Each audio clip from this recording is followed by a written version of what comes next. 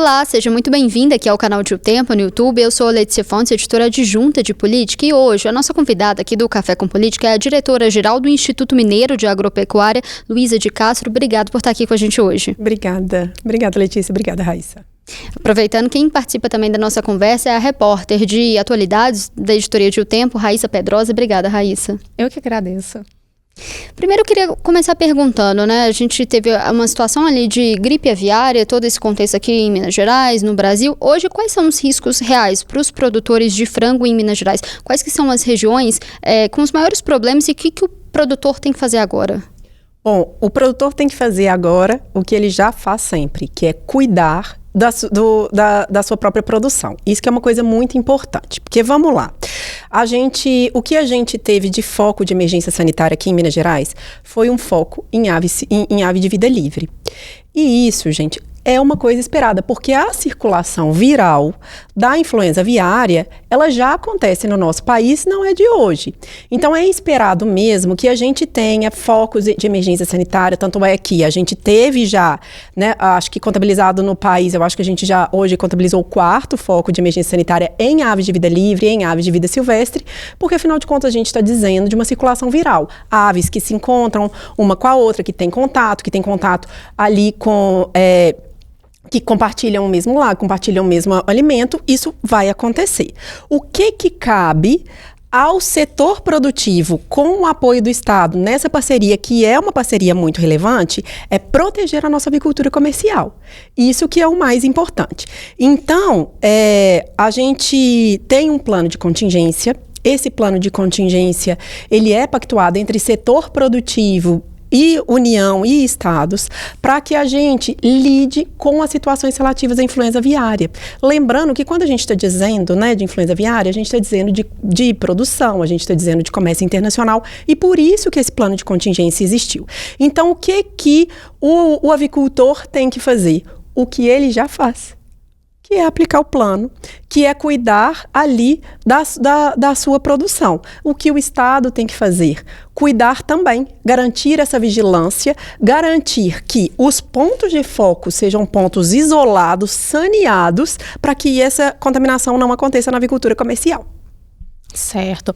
E dentro desse plano de contingência, né, tem uma questão que eu acho importante a gente até esclarecer, porque as pessoas às vezes se assustam quando a gente fala isso.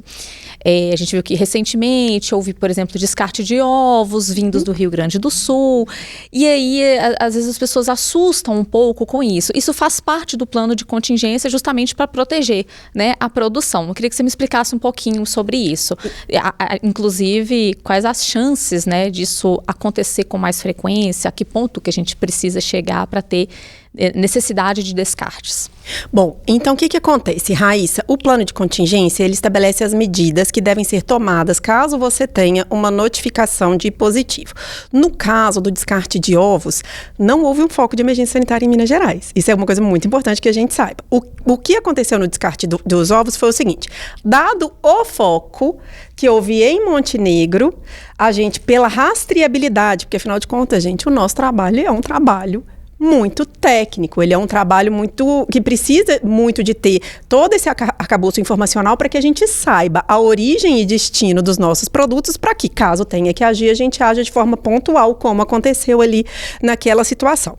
Então, existiam ovos que eram provenientes do matrizeiro contaminado em Montenegro, e como estabelecido no plano de contingência, para evitar a circulação viral já confirmada lá, a gente aqui tem que fazer esse descarte.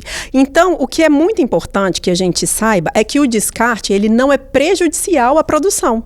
Ele é o contrário. Quando necessário e quando prescrito, ele inclusive acontece o mais rápido possível, com, em seguida, o saneamento completo e a desinfecção completa do ambiente, para que a gente evite a circulação viral.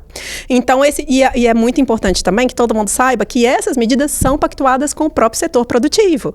Tanto é que a gente, quando precisou de tomar essas medidas, a gente tem um apoio, porque eles sabem que essa medida é a relevante para que a gente proteja toda a nossa produção. O caso lá do incubatório, né, onde a gente teve o descarte dos ovos, ele não se relaciona com o foco de emergência sanitária de Minas Gerais, que se vocês quiserem conversar, a gente separa esses dois pontos, que talvez eu acho que seja importante para as pessoas diferenciarem. A senhora chegou a mencionar ali o plano de contingência, né? Esse plano tem sido efetivo e eu queria já aproveitar e perguntar, tem alguma outra ação ali de uma medida sanitária que o Estado poderia ter feito para poder evitar a chegada aqui ao Estado? Não, na verdade, então vamos lá, vamos começar sobre o plano de contingência. Na minha avaliação, e eu acho que na avaliação de todo mundo, ele é muito efetivo. Ele está funcionando porque ele precisa funcionar. Nós não temos novos focos na avicultura comercial, a gente está garantindo a produção, inclusive a gente está com os nossos acordos comerciais vigentes e ele funciona para isso, para garantir, né, que a gente tenha disponibilidade de alimento no prato de todo mundo que precisa e que a gente tenha a disponibilidade do comércio internacional. Então, está funcionando muito bem em termos desse teste. Tá bom? Qual que era a outra parte? A outra questão é se tem alguma ação que o Estado poderia ter feito ali numa questão de medida sanitária para poder evitar o foco. Isso. Então, na verdade, quando a gente está dizendo de ave de vida livre, que é onde aconteceu o foco, as medidas que a gente toma, vamos lá, gente, é passarinho voando. Então, não tem como a gente prever onde vai acontecer especificamente, mas o que nos cabe é colocar ali, a partir da identificação do foco, a gente estabelece todas as medidas para a contenção daquele foco. E aí isso foi tomado. Como é que funciona? E aí dizendo para vocês, assim, de uma forma, né, assim, o prescrito. O que a gente tem que fazer? A gente toma as medidas relativas ao foco, e aí as medidas relativas ao foco vão depender da natureza do que é, se é ave de vida livre, se é ave confinada, se é avicultura comercial, porque aí as medidas são diferentes. Essas medidas, elas tratam também da restrição do trânsito, e aí trânsito não só de animais, mas também de pessoas, para evitar a contaminação cruzada, porque o vírus da influenza aviária, ele, né, assim, para dificultar ainda um pouco mais o nosso trabalho, ele pode ser carregado em botas, ele pode ser carregado em rodas de carro, então a gente trata de todas as medidas de desinfecção desse trânsito. Em seguida, a gente estabelece um plano de ação num raio de 3 quilômetros do foco, onde a gente faz uma varredura para levantamento de sintomas e também de casos suspeitos.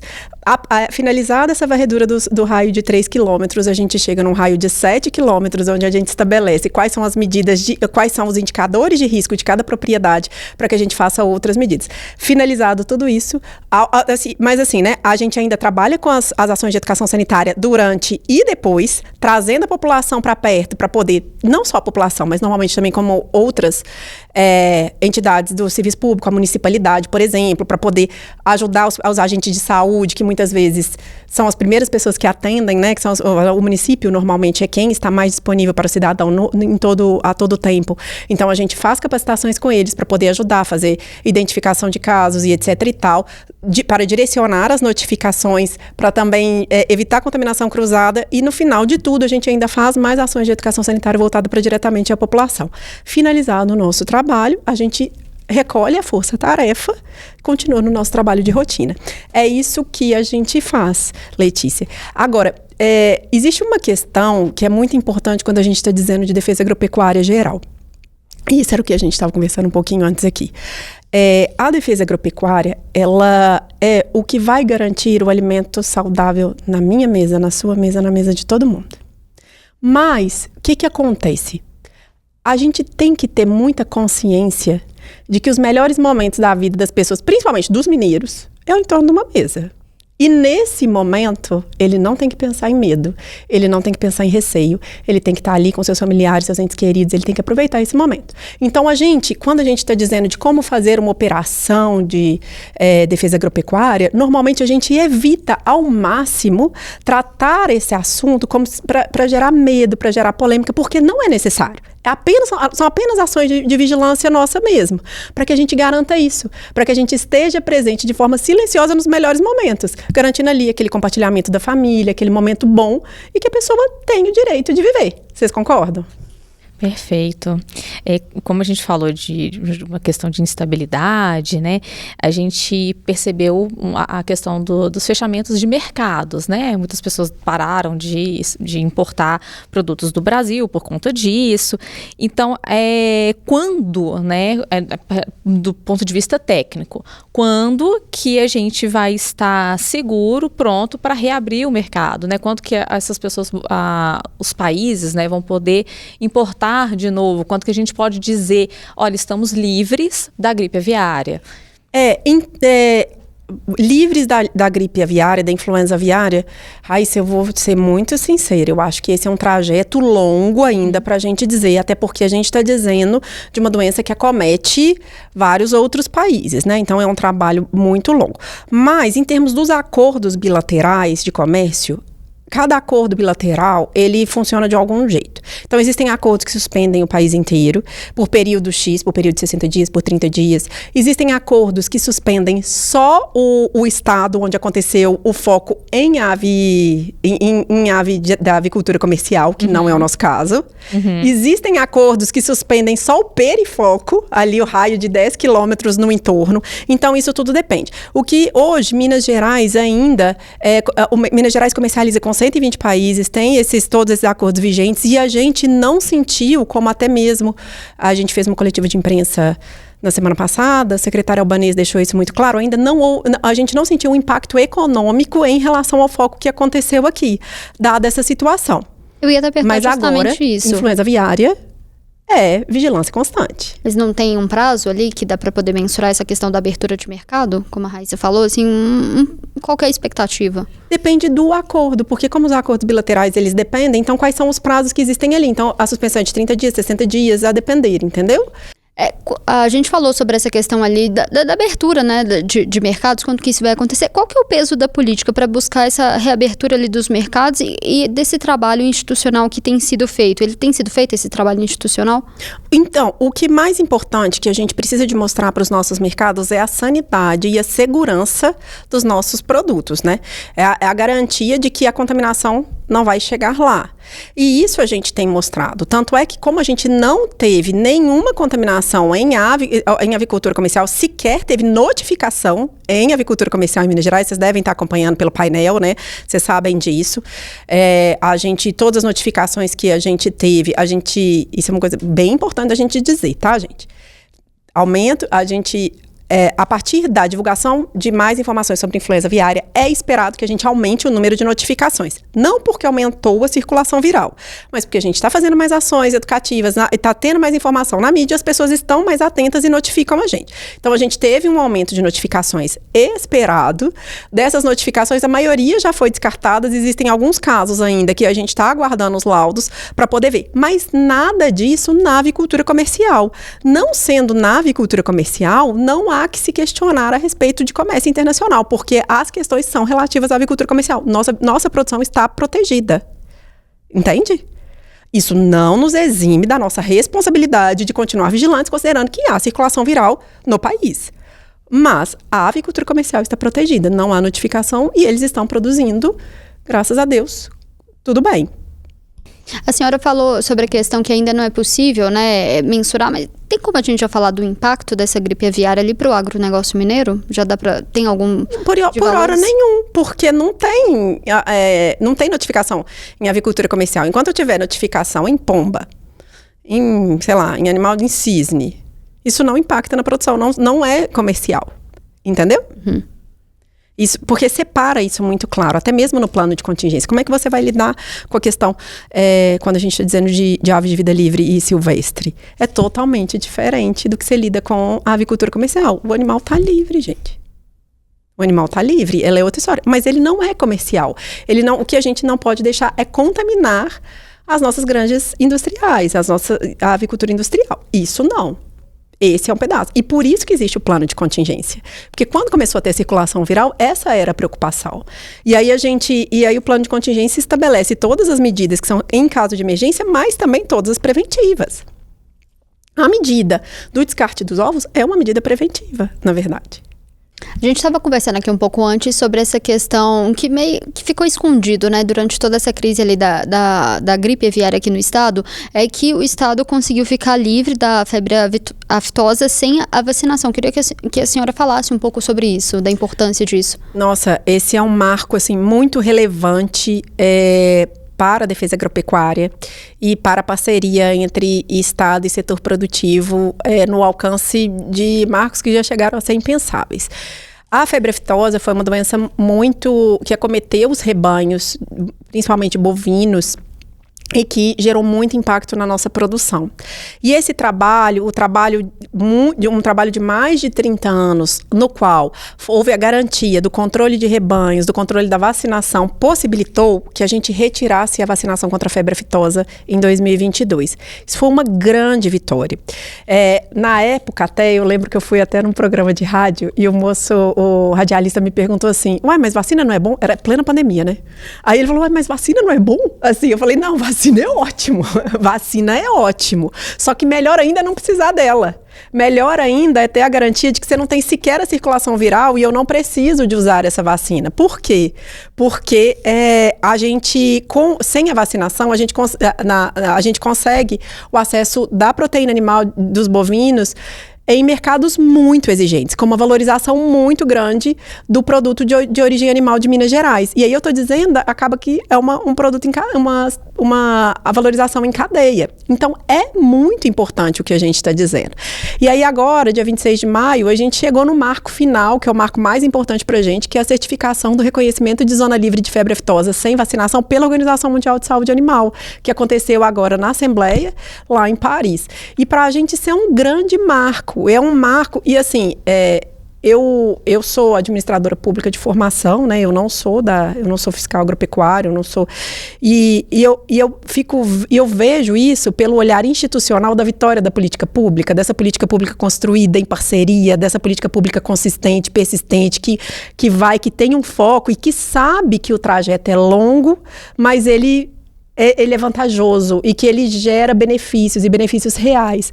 Então, na hora que a gente está dizendo de um aumento do valor da carne de Minas Gerais, a gente está dizendo de um aumento do PIB, a gente está dizendo de um aumento da circulação de riqueza, a gente está dizendo de aumento de postos de trabalho, de distribuição de renda, de melhoria de bem-estar. Então, por isso que esse marco é um marco tão relevante. Eu chamei minha turma, eu já conversei aqui um pouquinho como é que funciona, né, nosso trabalho de fiscalização quando a gente está em emergência, mas também na rotina. Isso quer dizer, assim, que eu tenho na minha equipe pessoas muito aguerridas mesmo, sabe?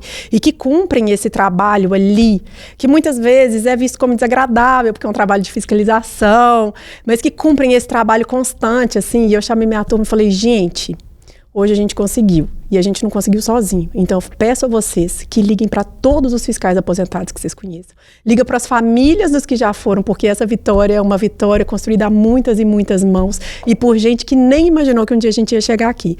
Então, assim, nós estamos muito felizes. No dia mesmo, a gente até brincou. Falou, olha, hoje a influenza aviária vai dar uma licença, que não vai ter gripe aviária que vai deixar a gente triste, porque hoje a gente vai comemorar, porque é uma vitória longa, é um processo muito longo e que traz esse benefício, que vai do mais individual ao mais coletivo, sabe? Então, assim, é muito bonito de ver como é que essa parceria, como é que uma política pública bem desenhada chega nisso. E a gente está falando de confiabilidade no produto, né? Exato. Você abre mais o mercado. Exatamente. Mais ou menos por aí, né? Exatamente. A gente passa a acessar os mercados mais exigentes do mundo. Então, a gente valoriza o nosso produto.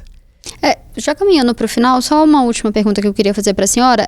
Com o crescimento do agronegócio no estado, a senhora acredita que a importância do IMA para a estrutura do estado fica ainda maior se o orçamento também tem acompanhado essa responsabilidade?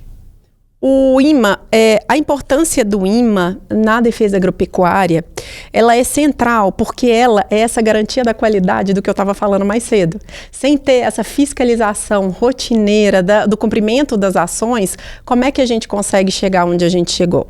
Então, o IMA é essa certificação de qualidade, que pode chegar até mesmo a política de certificação e ter um selo lá dizendo assim, certificado pelo IMA, mas que existe todo um processo antes mesmo disso para garantir a qualidade, a sanidade, a confiabilidade, a rastreabilidade daquele produto daquele produto de origem animal, agroindustrial. Então, e mesmo vegetal também. O orçamento, a questão orçamentária, ela é uma questão relevante na hora que a gente está dizendo por parte, né, do Estado de Minas Gerais. Eu não vou entrar no orçamento do Estado como um todo, porque não me cabe, mas a gente tem conseguido, não só em termos do orçamento previsto pela própria lei orçamentária anual, garantir a disponibilidade dos nossos serviços, mas também a gente tem feito grandes projetos de captação externa. E para esses projetos de captação externa, a gente tem tido mais ou menos assim, uma performance nos últimos anos, a gente teve uma performance de mais ou menos 15 milhões de reais de captação externa para projetos de investimento, de inovação tecnológica, de melhoria infraestrutural. E isso quer dizer o seguinte, quanto mais eu aprimoro o serviço da defesa agropecuária, mais qualidade eu garanto ao produto agropecuário e agroindustrial de Minas Gerais.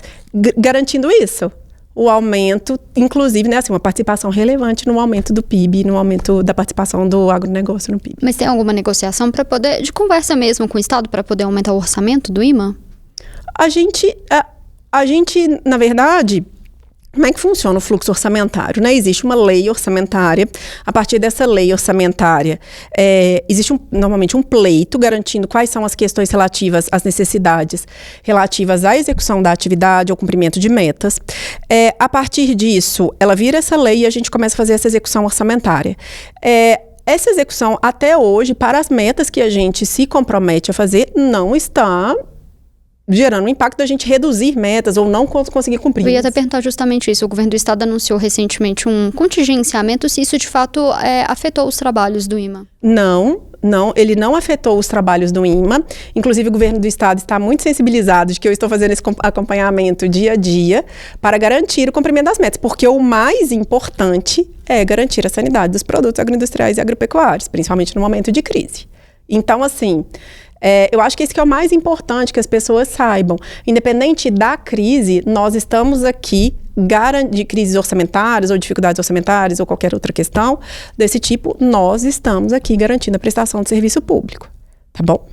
Bom, a Letícia falou sobre a questão de contingenciamento, falou sobre a questão de orçamento. Eu queria saber se o IMA tem algum projeto que tem sido feito atualmente, algum investimento do próprio Instituto aí, para o trabalho, né, do próprio Instituto. Raíssa, para a gente conseguir chegar onde a gente chegou, isso, na verdade, né, e principalmente na hora que eu estou dizendo do reconhecimento internacional de zona livre de febre aftosa sem vacinação, isso foi acompanhado de um valor muito alto de investimentos que vieram direcionados pelo próprio Estado em relação a fontes de recurso, investimento de captação direta de recurso. Se você for ver, nos últimos anos, só em questões infraestruturais e de desenvolvimento e de inovação tecnológica, a gente investiu mais de 70 milhões de reais.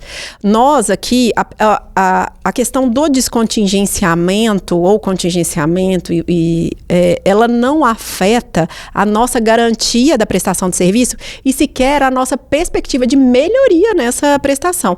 Nós temos um projeto hoje, que ele é um projeto que ele é paradigmático em termos da defesa agropecuária, que ele é um projeto de inovação tecnológica, que caminha junto com a UFLA. Ele tem uma previsão de 21 milhões de reais de investimento ao longo de 3 anos, para o desenvolvimento de geotecnologias para rastreabilidade, para não melhorar a nossa rastreabilidade e a nossa resposta a emergências. E com isso, a gente está também alterando toda a nossa forma de atendimento ao cidadão, desburocratizando, gerando formas de autosserviço, para a gente mudar a cara desse atendimento. E isso tudo é feito com investimento. E esses investimentos estão garantidos. Além disso, em relação às questões que a gente precisa para poder fazer as nossas intervenções de rotina, a gente faz esse monitoramento para e passo do nosso orçamento para deixar muito claro para o governo central o momento que a gente vai necessitar de mais ou menos. Então, assim, descontingenciar ou contingenciar, ela não é uma questão que afeta a prestação de serviço agora. Isso que eu acho que as pessoas têm que ficar mais tranquilas. Tanto é que no foco de emergência sanitária que a gente teve atuação exemplar, com todos os recursos necessários disponíveis. E eu acho que isso que é o mais importante que o cidadão saiba. O Estado está aqui, o Estado está prestando e está tudo bem, entende? Queria agradecer a presença da senhora aqui hoje, sempre muito bem-vinda também, voltar mais vezes. Quando vocês quiserem. A gente fica por aqui, mas você acompanha esses e outros conteúdos aqui no canal de O Tempo, no YouTube e também no portal otempo.com.br. Até mais!